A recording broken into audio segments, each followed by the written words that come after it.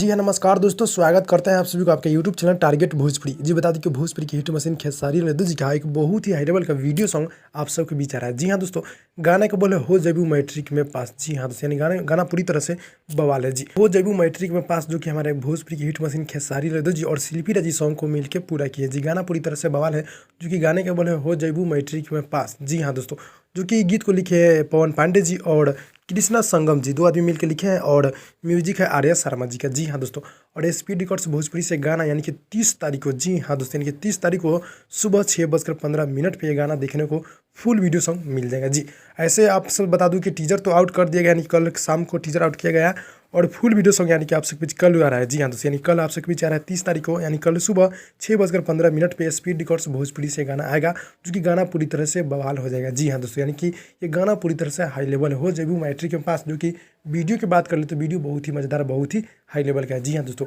तो जितने भी खेसारी लाल जी को चाहने वाले भाई लोग देख रहे हैं, आप लोग मेरे चैनल को सब्सक्राइब कर नोटिफिकेशन बेल आइकन आप लोग ऑल पे कर दीजिएगा। जी हाँ दोस्तों, तो भाई लोग मिलते हैं अगले वीडियो में, तब तक के लिए धन्यवाद दोस्तों।